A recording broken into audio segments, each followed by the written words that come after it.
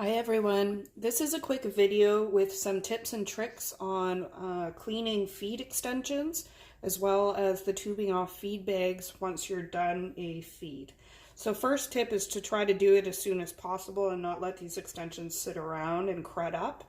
The best tip that I found that I've seen is using the clamp to clean the residue within the feeding tube.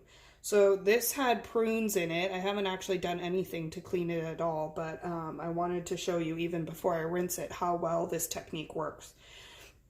So what you do is open up the end of the extension and you're going to take the clamp and run it to the very tip of where the extension plugs in.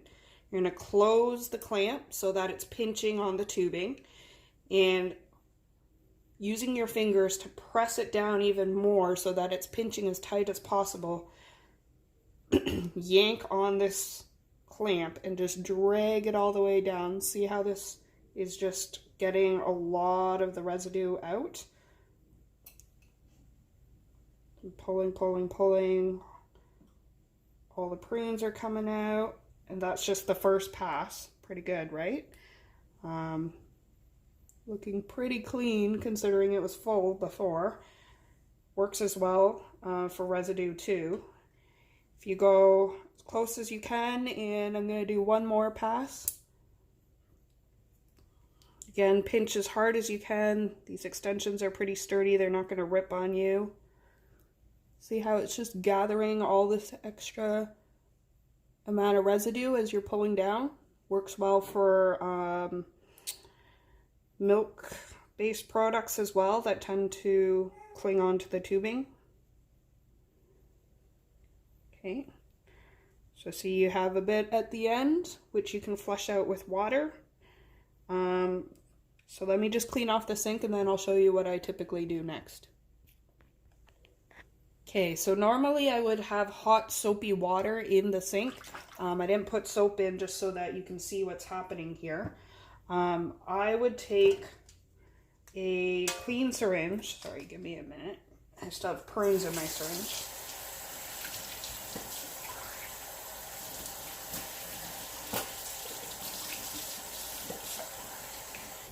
Okay, I would normally take a clean syringe, fill it with some of that hot soapy water, and then put it into the extension that I'm trying to clean.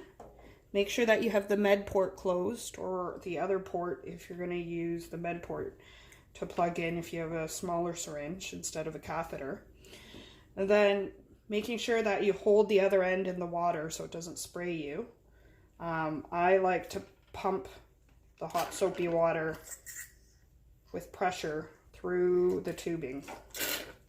So you should see bubbles coming out. So what I'm doing is just pumping that hot soapy water back and forth inside the extension as much as I can.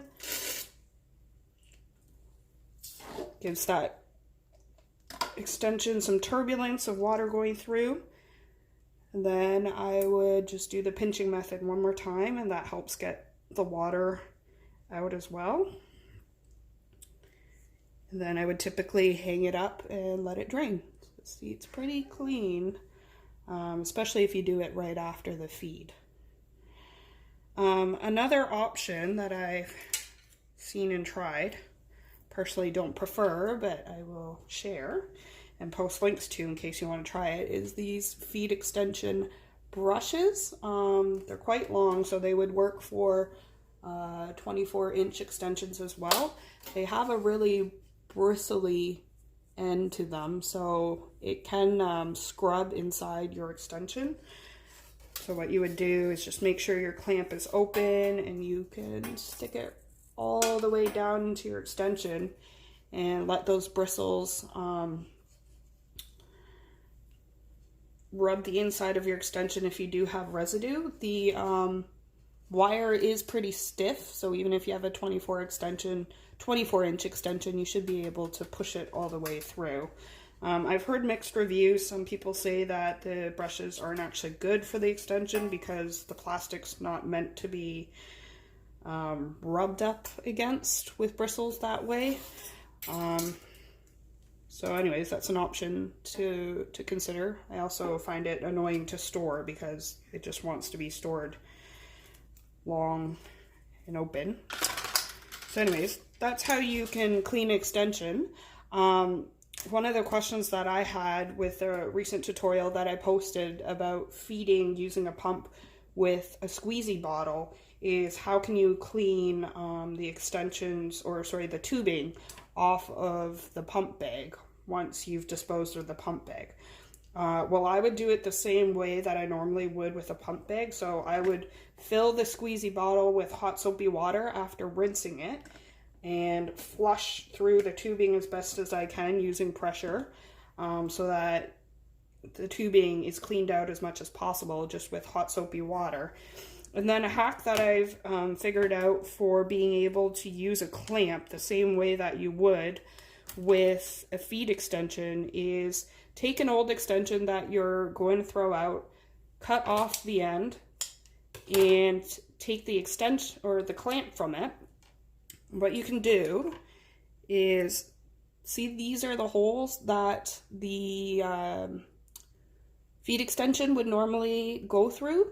So you can actually get your feed bag tubing into that if you just cut a slit.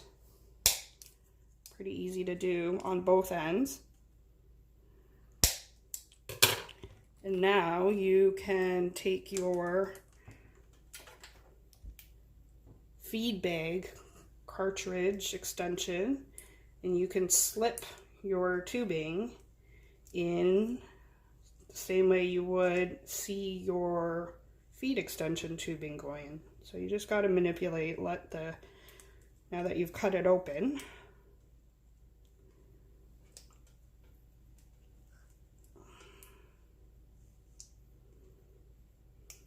See? So now you can slip it in the same way that you normally would with a feed extension, and do the same trick and just squeeze and run it all the way down your feed bag tubing. I find also if you modify the bag so that you can gravity feed, or not have that restriction for blenderized feeds, it actually kind of cleans itself pretty well. Even just, you know, flushing hot water through and draining it. I've had Real Food blends go through this particular set 5 or 6 times now, and you can see it's still pretty clean. I've had the egg, I've had salmon, and I've put, what did I do this morning? The chicken, did I say chicken? Chicken, turkey, egg through this, and as you can see, it's still relatively clean after 5 uses. So between using the clamp method and just flushing it with hot soapy water, I've been pretty successful at reusing the scraps off of a feed bag. So always make sure to save the parts. You want to save the silicone cartridge. You want to save your clamps off of your feed extensions before you throw them out. I usually save the Christmas trees to attach onto end-fit syringes so that I can use those syringes both on the med port and the feed port. So those are my tips and tricks for cleaning the extension. I'm sure there's other methods out there, but this is what works for me. Hope that helps you.